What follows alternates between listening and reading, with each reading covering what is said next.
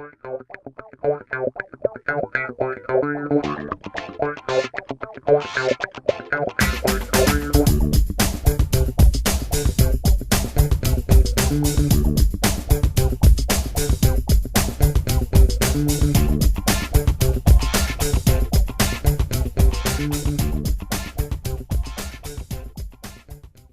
evening, Richmond, and welcome to the second installation in Nothing But the Truth. My name is Dawn Smith, videographer, and this is Arthur Burton, who is the creator and director of Kinfolk. Today we're talking about Martin Luther King Middle School. What can be done to fix it? If anyone has been reading the papers in the last 6 months, you're very aware of the different challenges that are going on at Martin Luther King Middle School. They built the school over. They opened it up January 2014. It went from Mosby Middle School to Martin Luther King Middle School. There were great expectations as to how things would get better with it being built all over again. At first, things seemed to be going pretty good, and then a lot of chaos began to happen. This show is being done in order to get some conversations started about what we can do as a community to make things better at Martin Luther King Middle School. I myself am a parent, Arthur's a parent, and we've had children that have gone through the school system. I can say that I was fortunate in that I carefully scrutinized everything that went on with my daughter's education, because I myself am a retired teacher. And I understand that, there's a lot of factors involved in the school system on both sides, but the fact of the matter is we need to do something about what's happening at Martin Luther King. It's a brand new building. There's been a lot of defacement on the walls. There's been a lot of fights, I understand, between student to student, teacher to student, and just a whole lot of chaos. And I'm hoping that people that are looking at this show will begin to think about what's really going on there and try to be a participant. Even if you don't live in the neighborhood, come out to the community meetings. Be well-versed through the black press on what's going on at Martin Luther King Middle School, because it really does take a village to raise a child, and we need, as our people know, to get back to that concept in order to help our children be prepared for the future. And we know that we as African people are all about moving ahead, and we need our children to be educated. Arthur Burton. Yes, ma'am. What do you think about this situation with Mosby? You work in that community for many years with the parents and the students. What are they saying to you about what's going on in the school?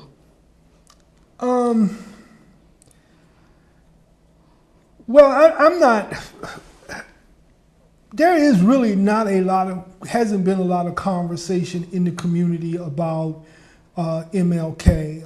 I am working closely with the NAACP on education issues, and specifically a report that was just issued by Just Children that talks about the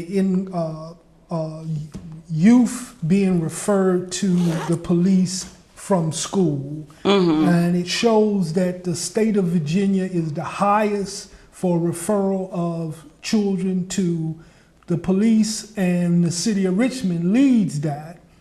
When we broke down the numbers, we found that out of them being the highest in the state, 50% of the referrals that are going to the police department are coming out of Armstrong and coming out of MLK and the alternative school, which a lot of children from both MLK and Armstrong are being referred to the alternative school. So we know that half of the issue of that there seems to be a huge challenge with what's going on educationally in the East End, and so we're trying to address that in terms of public policy. Mm-hmm. And then we're also looking at it in some other ways. We've got a lot of groups that are working on or are speaking on the problem, but we have not really done anything as of yet to address the issue. So when you say we haven't done anything as of yet, are you talking about the parents getting together and doing something, or are you talking about the administration and the teachers and the parents? Well, through the NAACP, our feeling is that it is a community issue, and that it can only be resolved by the community. We've asked Dr. Burton and Richmond Public School System to put together a community advisory board to address the issues at both MLK and Armstrong as being one of respect and discipline, and how we can as a community address those issues. We haven't gotten a response from Dr. Burton on the creation of this advisory board. In addition to that, it is just my belief that we need, as a community, an education manifesto which talks about what our values are and what our belief system is when it comes to education. And all of our community leadership needs to be involved in the creation of this manifesto. And as Black leaders in this city, we need to publicly articulate to all of our various constituencies and communities and institutions what that value system is, what our expectation is, and we need to start living up to that. As you know, we have a problem with reading in the Black community. We have a lot of children who cannot read. Right. You rarely hear any Black leaders speaking about the crisis of reading in public education. Right. And to me, that's unacceptable. And we have to vocally state our position, and we have to challenge our communities, and we have to declare what it is our intention around education is and how we want our children educated. Do you think that in the last couple of years that parents have dropped the ball? When you talk about reading, you know, as a parent, I can remember when my little girl was a baby, and I used to read to her at night, and when she was a toddler, put books in her hand and take books with us wherever we went, and made reading a real part of her life from a very early age. Do you think that part of it is that parents are not doing that anymore? I think a small part. I think one of the challenges is that when you have a middle class, when you have an educational system that is primarily made up of middle class families, a lot of whom don't have their kids in the very schools that they teach in, and you have people who have been isolated and marginalized and lack wealth or the ability to build wealth, then what parental involvement looks like in the hood and what parental involvement looks like in a middle class community tend to be totally different. Right. It doesn't look the same. Right. So it's easy for some people to say, well, there's no parental involvement. But it's just that parental involvement doesn't look the same in communities where people don't have resources and opportunities. You know, when you leave to go to work at 6 in the morning, when you get off the bus at 7 in the evening, by the time you find your child, cook for your child, and do all of those things, the question is, do you really have time to read to your child? Or the energy to read to your child when your child's safety is your top priority. Yes. Okay. Folk, if you live in the fan, you don't understand that. Right. I understand. Okay. You don't understand that if my child gets home from school, gets a meal, gets in the house safe, then I feel like I've done a great job. Right. You know, I have people to say, well, why people in public housing? How can you live in public housing and you got cable TV? Well, you have to have something to entertain your child. Of course you do. Because the alternative is that your child is in the streets. And if right. he's in the streets, he's in danger. Exactly. And so while you may look at it and say, oh, these people, these poor people are wasteful, they're this and that. They're not. No, this is something that they really need to keep their child entertained, occupied and educated so that their child doesn't end up on the streets and in harm's way. And so it's just a different paradigm. And so I think we have to be very careful when we begin to talk about parental involvement we have to be very careful about what that looks like. Right. So in what you're saying, I'm hearing that poverty plays a role in how people are able to, get their children educated, reading to them, getting them to do the homework and stuff like that. I was going over a commission that Mayor Jones had created, and in that document, in that paperwork, it was a big portion of it that talked about how you have to address poverty. Yeah, I tend not to use the word poverty. I think, we created the Office of Community Wealth Building and said that we were moving away from discussing poverty and talking about wealth building. And so I tend not to want to discuss poverty and make that, because that tends to be the excuse. It's about the ability to have wealth. Wealth is defined as health, quality of life, and financial well-being. Okay. And us giving folks the tools. When you've isolated and marginalized communities for 50 years, and you haven't given them recreation, you haven't given them public works, you haven't given them the correct social services, you haven't educated them correctly. I mean, most people don't realize that for black people in the city of Richmond to have a good school that's clean, that's safe, and has a teacher that cares, that's a relatively new thing in this city. Yes, it is. In 2000, when we started working on educational issues, most poor black people did not have a school where their children were safe, where the school was clean, and the teachers cared. Wow. Most people said, in fact, I had politicians say to me that based on the social economic demographic, these children are doing just as good as any other children in their social economic demographic, meaning that because they were quote unquote poor, we have no expectation that they could learn. And up until 2005, that was the standard philosophical thought of politicians in this city. Now, we've changed that since then. Okay, I can honestly say most of our schools are clean now, even though they're right. They are old. Right, but they're clean. They're clean. They're safe. Right. And most teachers do care. Right. And so, but that's new for us as a black community to be able to say that.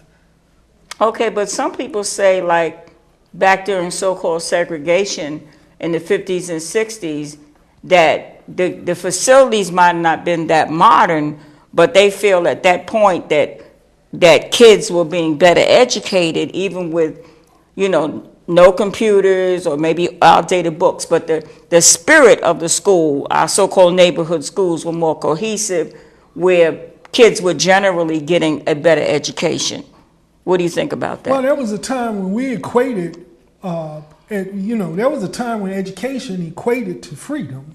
There was a time when we clearly understood that when you sent your child to school, your child had a responsibility to perform. Right. Regardless, because we had a common enemy at that time. Right. Okay. We was like, okay, we got to be as good as these white people. We got to do as well as them. That's right. But that's no longer where we are now as a community. We don't have education and freedom, we went from education being equal to freedom to education being equal to equality.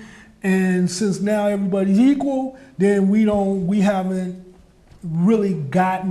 kept up, because now education is about wealth. Right.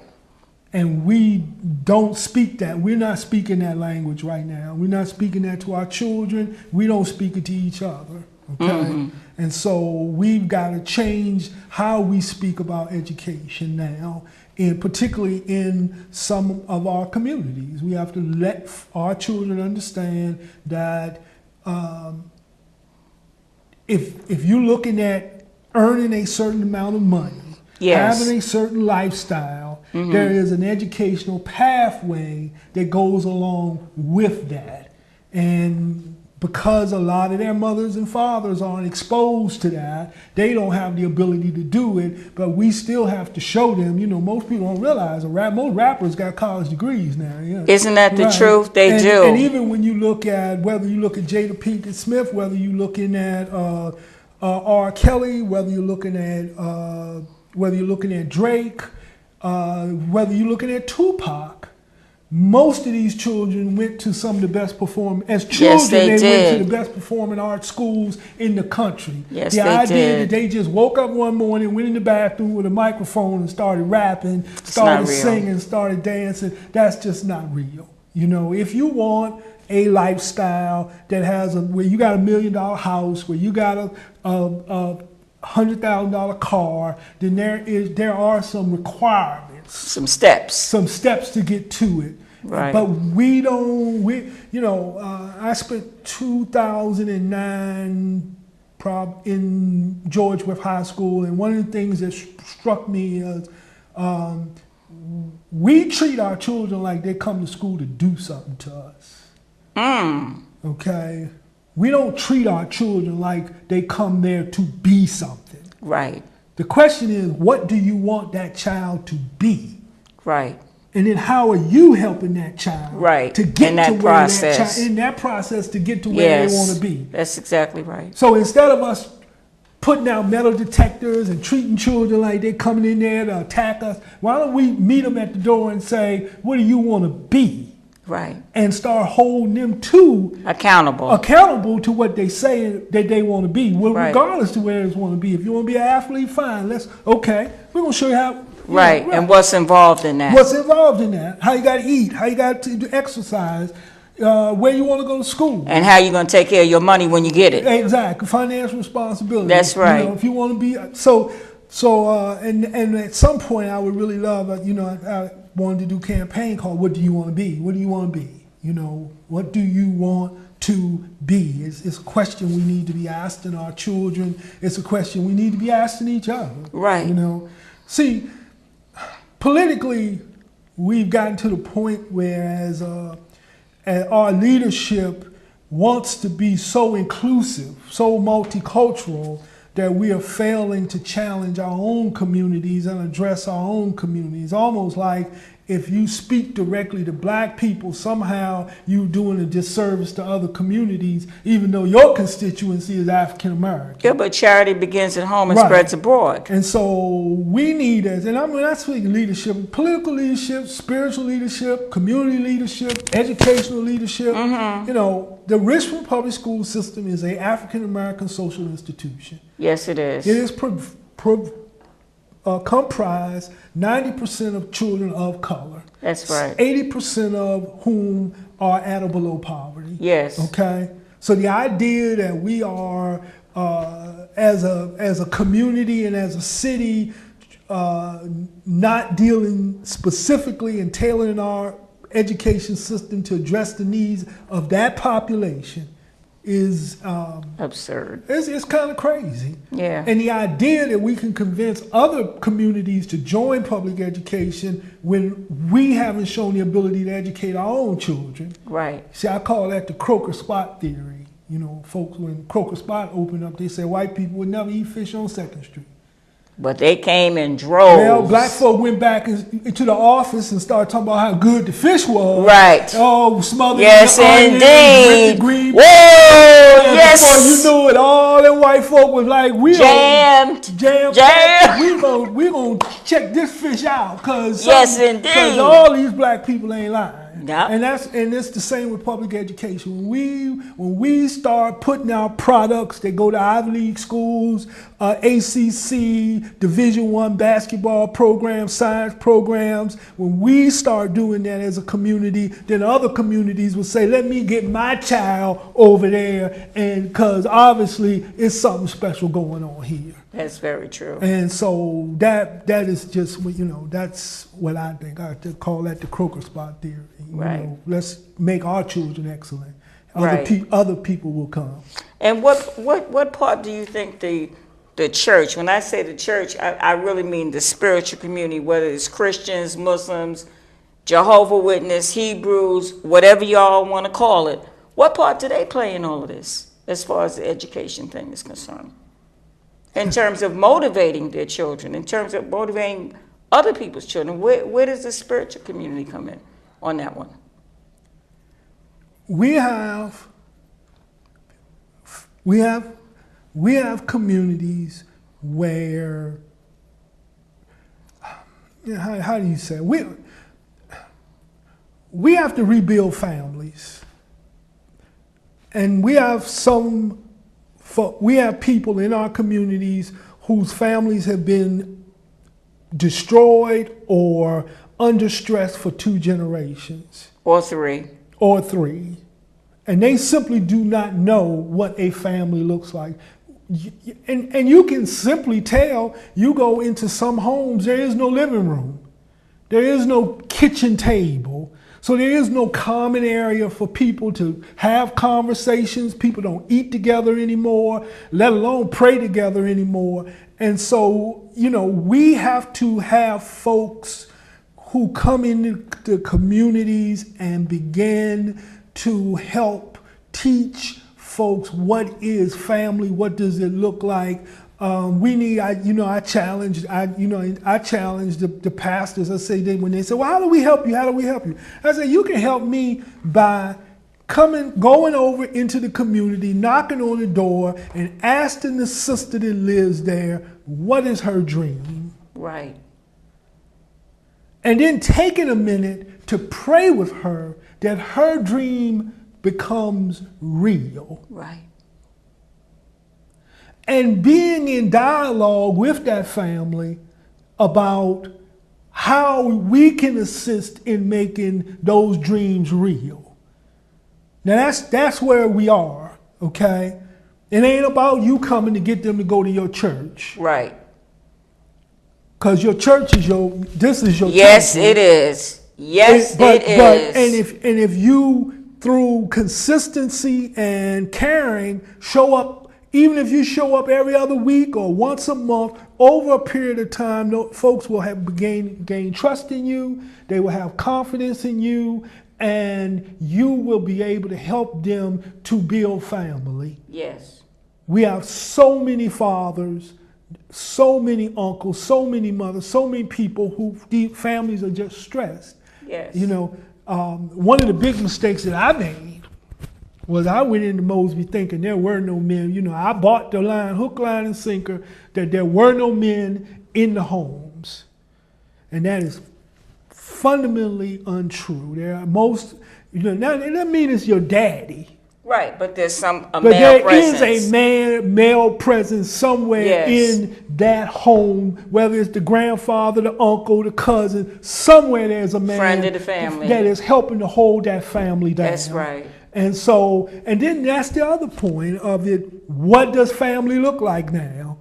Because it's no longer mother, father, 2 kids, dog, and a fish. It ain't, that's and not, a house. Right, it's not that anymore. No, it's not. So we have to understand that sometimes family does look like grandma and uncle and the child. Mm-hmm. That is what the family looks like. That's what it looks like. And so we have to understand that as well. And so we really do. But yeah, I think it starts with a conversation. I think it starts with folks knocking on the door and asking people what their dreams are, praying with them and helping them and working with families to rebuild community, rebuild family, and just being in people's lives. Yes, I totally agree with that, because I think that's really what's missing with us as a people altogether concerning any kind of issue that we have is the lack of family structure. Right now, callers, we would like you to come in and weigh in on what you think about Martin Luther King Middle School and how we can fix it as a community. The lines are now open. Please call. Is the number up? So I worked with the schools I sat on the interview panel for the new principal. We do have a new principal coming in the MLK. I do think people need to understand that one individual can't fix all these problems. Right. And the reality of it is you have 13 communities that feed into MLK. The idea that you have one community that's coming in there and tearing up the school is you have 13 communities. In fact, it's one of the few schools in the city of Richmond where you have 13 communities all coming in at one, including several public housing communities. So creating one community out of 13 communities is very difficult. We probably need to look at the possibility of opening up a second middle school, so that we can create more cohesion. We've long advocated for a return of middle school sports programs in the schools, and so that's another issue. When you talk about parental involvement, a lot of it is knowing where the parents are. Okay, and so and we know for a fact that if you really want to find some parents, then you go out to the football fields on Saturdays to the rec leagues. The parents are there. Absolutely. And so the idea that teachers and administrators and educators can't find the parents, you can find them. All you got to do is go out to the football games, get your little cotton candy machine, give away a little cotton candy, and you'll meet every parent and every child right out there, and you have a good time. And that's so we think that I believe that's one space, and if we tied that program to the school and made academic achievement part of playing sports, as it is in real life. Yes, it is in real life then, like that. Then we also know through my work that Sunday afternoon is the best day to come in communities and meet people. Right. So you showing up. You have a meet and greet on a Wednesday at 3 o'clock, and then you say, well, they ain't here because they don't care. No, they ain't here because they ain't here yet. They not getting home to 5 o'clock, 6 o'clock. and 6 o'clock. And yes, folk want to smoke a cigarette and drink a beer and kick their shoes off. Of course. And you got to feed them. Absolutely. Okay. Got to feed them. Got to feed them. If you really want them to come, other than that, they got to stay home and cook. That's right. It's one or the other. They don't have time to do both. No, they don't. These are just realities of the community. Yes. But we have found that Sunday afternoons around 2 o'clock is the best time to engage communities. Right. So, and a lot of it is knowing when is the best time to engage. We call Friday 5 o'clock National Negro Holiday. Absolutely. It ain't no point going in the hood on no Friday talking about you having a meeting at 6 o'clock. And nobody's gonna be there. No one's coming, and they ain't showing up on Saturday. No, they're not. So we know these things. So. Okay, callers. I know somebody's out there that has a question or comment. Please call in. We want to hear from you. We know people are looking and people have questions. Don't feel shy. We're here to engage you. So you said 13 communities? 13 communities. That's amazing. Mosby MLK Middle School. That's amazing. Yes. That's a lot of different personalities, a lot of different issues. Yes. That's a lot. That's a lot of. Yes. So where does this new principal come from? Actually, she was over at the tech center, and she's a very dynamic woman, but she's going to need help. Yes. And it was funny because when we were doing the interviews, we had this one, and that was the thing. While people are saying that MLK is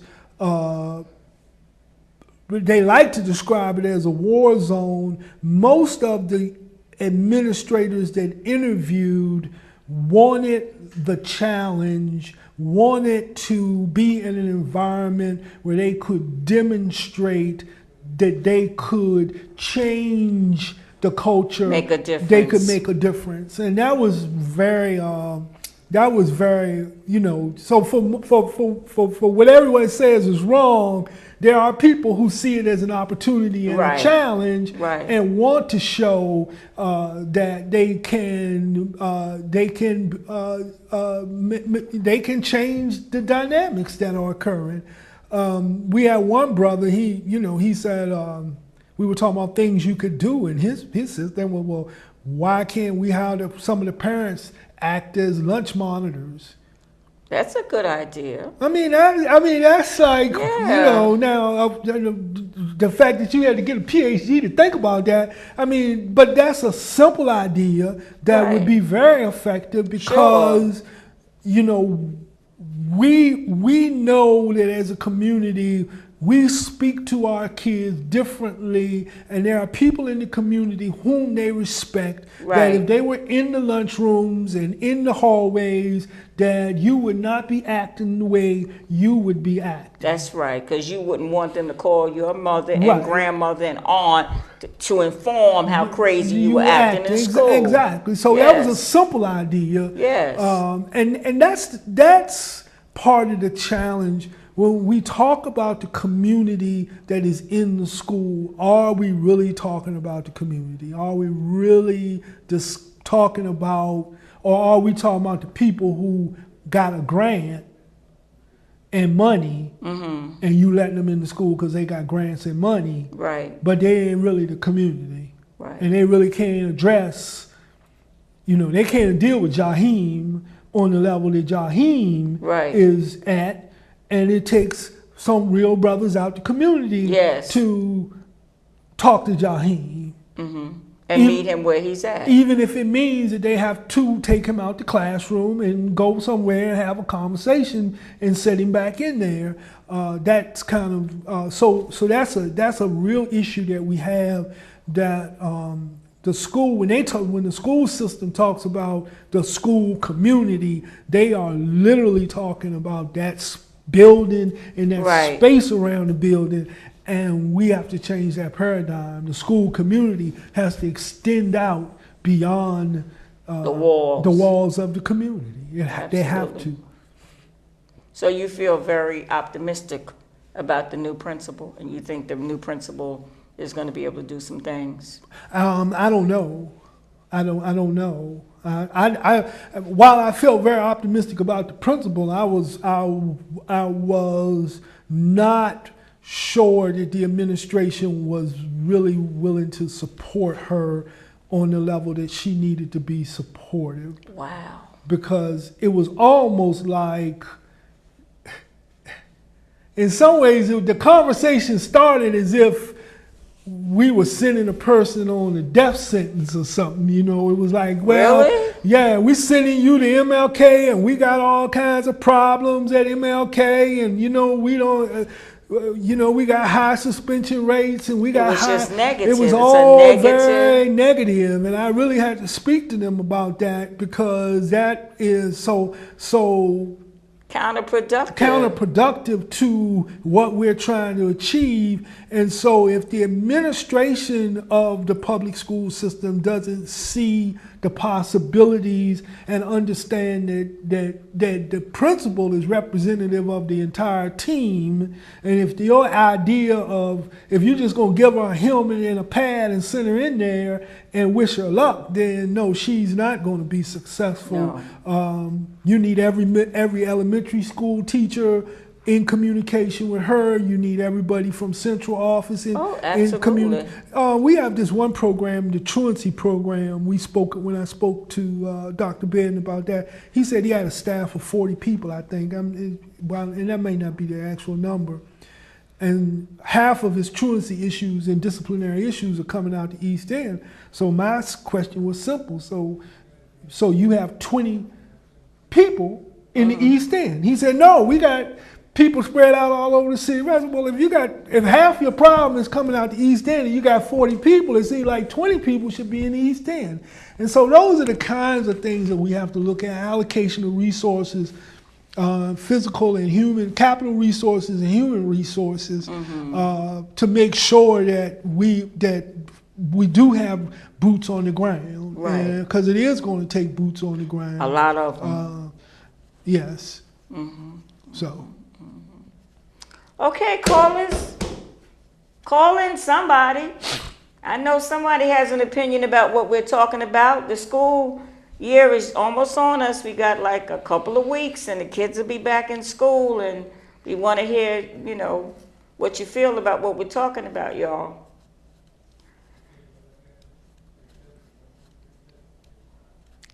So, how about these outside communities that these kids are coming from? Do you think they can play a part in it? Way beyond the walls. You're talking about Creighton, and you're talking about Gilpin Court and Hillside.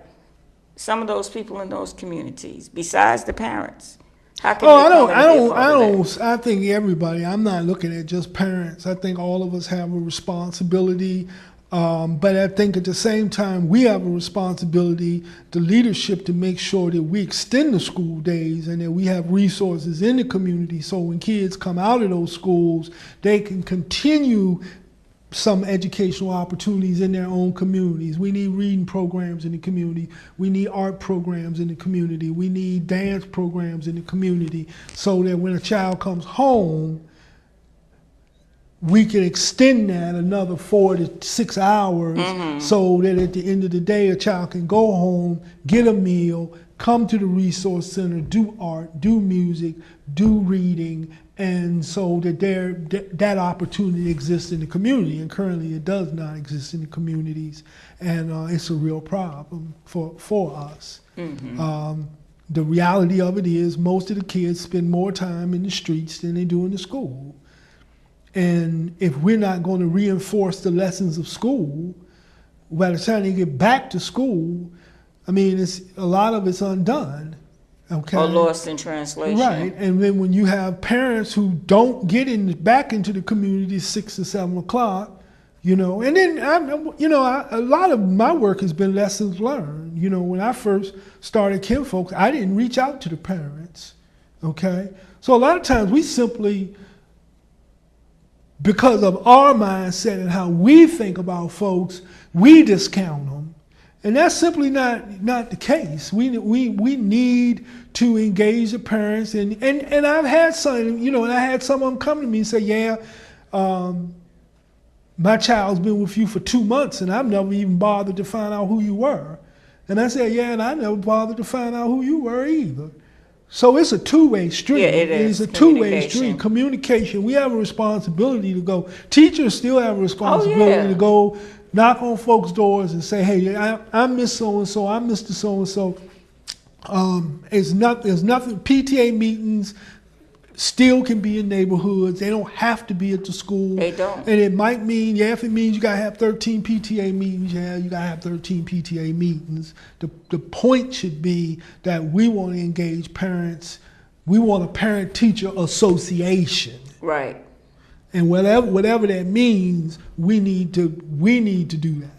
And so but because of the story that we've created around who people are, we fail to engage. And we really need to do a better job of getting into communities and meeting the parents and, So I think that's probably a point that they really have to make with the teachers that will be there in September. Right. Is that they have to have a real effort to meet these parents, whether it's by phone call, going in the communities, not just waiting for them to come in, but for you to go out. Yes. Yeah. Right. And it's doable. Yes. It can be done. Yeah. And the teachers need to understand, coming into the public school system, that they are representative of a lifestyle that most of the people that are educated want to have but don't have. Right. And so when you pull up with your Benz and your Lexus and your BMW, with your 4-inch heels on, with your suit on, with your gold chains on, with your nails done, hair done, everything done, that while there's nothing wrong with that, you still do have the responsibility of explaining how you got it, because those children are looking at you. As the role model. They are looking at you and they want what you have. Absolutely. Okay? And so you do have to share with them that, okay. The secrets behind that. Well, I got this because I did this and I did this and I did that and I did that, and you have to share that. And I just didn't get no Benz. I just didn't get gold chains. I paid student loans. I did all of these things because people don't And so that's another. I do think that there's some class issues that we Oh have, yeah, there's a lot of class issues. that we have Absolutely. to We have be to honest address that. about, Yeah, and we do have to do address that. those class Yes, we issues that do. exist, Yes, and the we do. perceptions around those class issues, because we don't think a lot of times we don't think a lot of our own community, and we need to do a better job of understanding. And while it's yours, you earn it, you work hard, you did all of that, you still do have to Of course. explain the process Right. of how you got there. That's right. So You have to share that. yes, And I mean, it's a blessing because a lot of these educators and administrators came out of these same areas. A lot of them were not born in Chesterfield. A lot of them came out of these 13 communities that Yeah. you're talking about. And they should make a point of letting people know. I came out of these communities. yes, And I can, and if I made it, you can make it. But like you said, this is the way to make it. Right. It's a step-by-step process. It's not overnight. It's not always easy, and it's not always pretty. yeah, But it's just something that you have to go through in order to accomplish your goals of getting those material things. And even more than that, even more than the material things, wanting to have a life that you want to share with other people, of having experiences that you want to motivate other folks, that they can even go beyond what we're doing. right, These kids that are in Mosby and Creighton and Hillside, they have the opportunity now. People come from all over the world, you know what I mean, to America to realize this dream. And no matter where we are, if we help each other, if we share these experiences, then we give our children and other people's children the opportunity to go way beyond us. right. And I think we need to be honest about something, because we've allowed ourselves as a community to believe that everything, all of the challenges that we're having as black people are being generated out of public housing communities. The reality of it is, if we were honest about our condition in this city, 40% of the black people in this city are at or below poverty. Right. In a city that's 200,000, we're talking about 80,000 people, and there are only 10,000 people in public housing. Right. So there's more people outside of public housing that's living Right. on 4th Avenue, 3rd Avenue, 2nd Avenue, Right. living on some places on South Side and on some other streets Right. that lack wealth. It's not Exactly. just It's the not just idea that no. all this is generating out of public No, it's not housing. true. It's simply not the truth. And we allow, and for us to keep perpetuating that story and creating this division in our community, which is what it does. It does. When I lived in Highland Park, the idea, I lived on 4th Avenue, Right. and I had a big house, but I was poor. And Dove Court was 3 blocks away. Right. But somehow there was this idea that because I lived in a house and they lived in the hood, that there was some kind of difference that I couldn't, and we didn't navigate. It was no coming together. Right, that there was no coming together.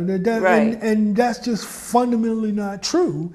And so we really do have to take a look at that and understand that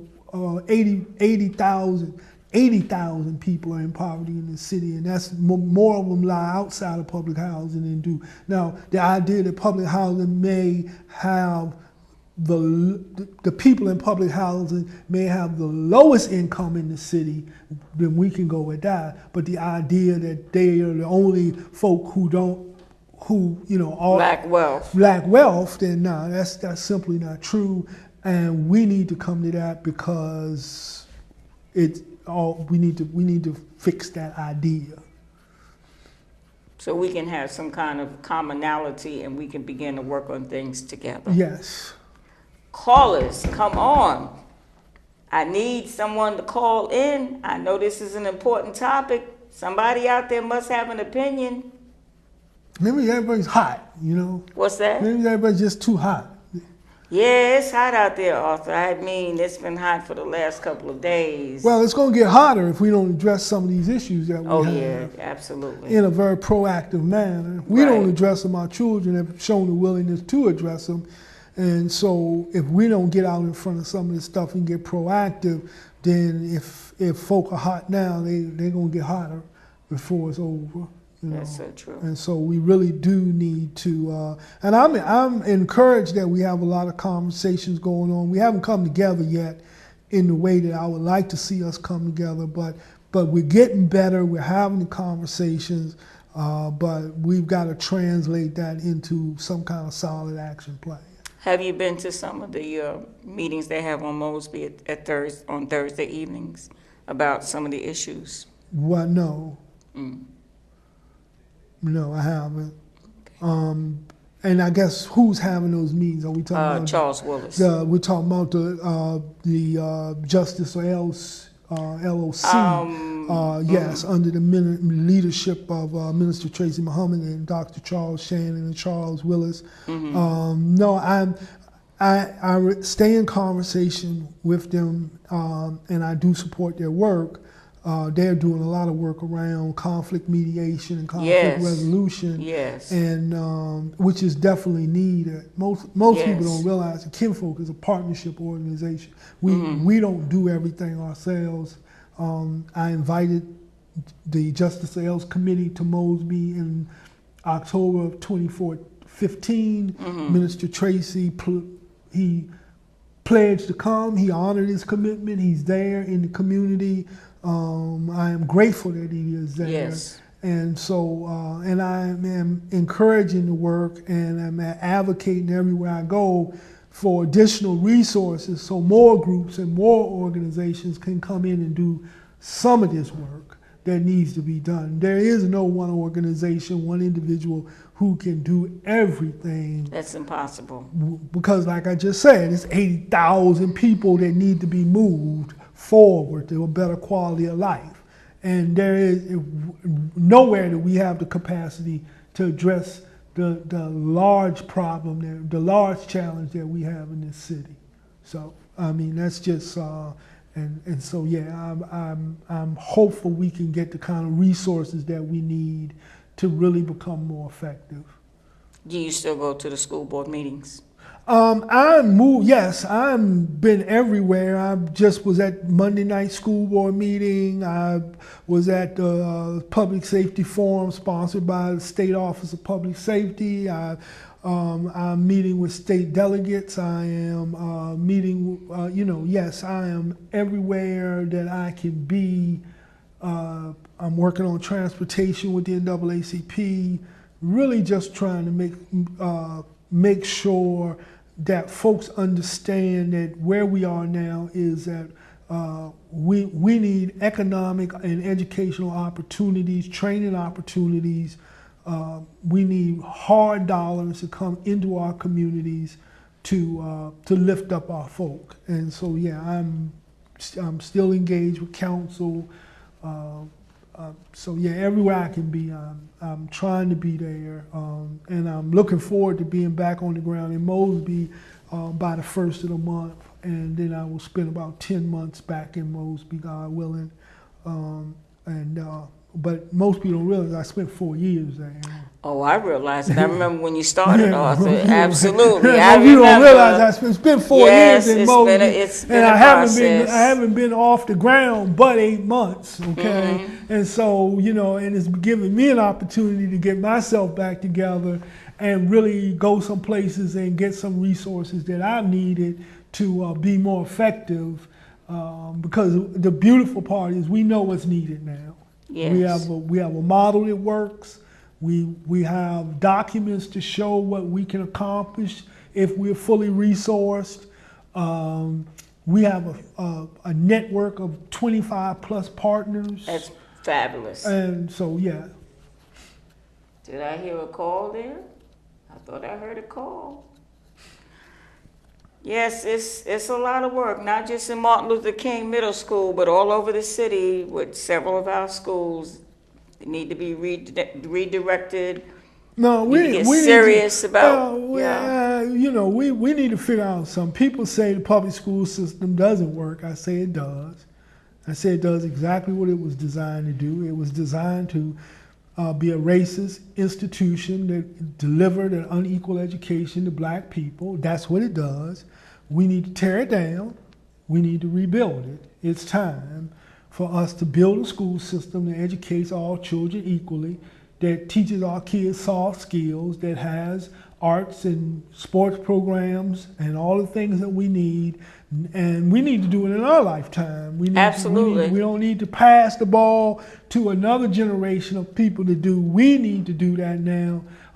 It's my belief that the prosperity and the greatness of this city hinges on our ability to change the public education system. I think the 18,500 children that are in the system represent the last remnant of black people in this city who came out of slavery and got nothing. And it is time for us to address that issue and provide for them what it is that they need. And I think that to a large extent, our judgment is going to be based on how those children and those communities are found as going forward. I believe that. I agree with you, Arthur. It is really time to change things, because it's not, if we don't, it's just going to get worse and worse and worse, and we really shouldn't want that to happen, and we do have to take responsibility. Well, I don't know how it can get worse. You got 10 states in California, 10 states in the West is on fire. Louisiana's flooding. There's riots in the East. I don't know what's left, okay? So, it's a whole lot going on in this country. It's a whole lot going on. And we really do need to be mindful that, it's a lot going on. It's a lot so going on. we need to take a look. What was good for us 50 years ago, and we need to understand that, when we look at public housing, 50 years ago, public housing was a step up. It was. Now we need to take the next step up, not talk about the failures of public housing. We just need to understand that it is now time to take the next step forward. Mm-hmm. Because what it used to do, what it was intended to accomplish, it has accomplished that. But at this point, it is not representative of the way we need to live or deserve to live as a community, and we just need to do something different about our communities. And so that's just where we are. And we need to just be about the business of tearing stuff down and rebuilding stuff now. Not just because it's time. Because we know better, we can do better. We've got everything we need to do it. So why not do it? I believe we really do have everything we need to do it. Okay. Callers, we have 5 minutes. I would like to think somebody that's looking at this would want to call in and make a comment about something as important as education. Not just at Mosby, but all over the city of Richmond. I think you see the numbers, caller. Come on, give me a call. Make a question or a comment. So do you think that the school board is set up this year to do anything differently? From what, you said you went to a school board meeting on Monday. Was there any comments made to make you feel as if some of them are willing to do things differently or want to see things go differently? Well, we're getting ready to lose a lot of leadership on the school board. The school board was put here to do two things: bring in a new management, hire a superintendent, and build a new school system. I'm hopeful that they will take the next step towards building us a new system in terms of addressing some of the facility issues south of the river. We need about $60 million. In total, we need the city to commit about $400 million in capital improvements, but we definitely need $60 million to get the ball rolling. Folks have said that children should be the priority and education should be economic development. Mm-hmm. And so we're going to see if, as a city, we're ready to put our money where our mouth is. and particularly when it comes to what we do for black children in this city. And so that is, I think that's the question of the hour. I think that the new school board, when it comes in, won't know anything, and it will really be an opportunity for Dr. Burton to show his full mantle as an educational leader and as a leader in this city. And so he will, he's been whining and complaining that this board is, really hasn't given him what he needed. And so he's going to have a board. There's not going to be a problem for him initially. The question is he going to shoot the ball and make moves and really, build us an educational, begin to build a system, or either he's not. And we should be able to figure that out very quickly. And I'm not saying anything to you that I haven't said to him. He was brought here to build a new school system. If he can't build a new school system, then, He can't build a new school system. Then we got a problem. Yes, we do. And he shouldn't have anything keeping him from doing it in about 6 months. January, when the new board is sworn in, there should be nothing stopping him from doing what he was brought here to do. Well, Arthur Burton, thank you so much for sharing all that great information and insight. And we're looking forward to next week. We're going to talk about the International Black Woman. International Black Woman. International Black Woman. I didn't know it was. Yeah, it is an International Black Woman. It is, and I guess. Yes, indeed. Okay. The sisters are doing it for themselves. I thought it was all of the sisters was international. I didn't know y'all had a special class for blacks. Yeah, Essence Magazine and talked about us being an international black woman. I say, hear to that. Well, y'all need to thank Michelle Obama for that. Yeah, that girl is something else. She made y'all international. Yes, she did. Yeah, so y'all. And thank you for tuning in. Tune in next week at 6 o'clock. Hopefully we'll get some happy calls. Marcus Garvey birthday, folks. This is Marcus Garvey birthday. Thank y'all so much. Yay, Marcus Garvey. Celebrate his day. That's right. He's a serious hero. He's the Black Star Line. He said, yes, he is. Africa, open your arms to your children. So he said he'll meet us in the whirlwind. We looking for you. All right. Thank you so much, and everybody have a blessed evening. All right. Thank you. Peace.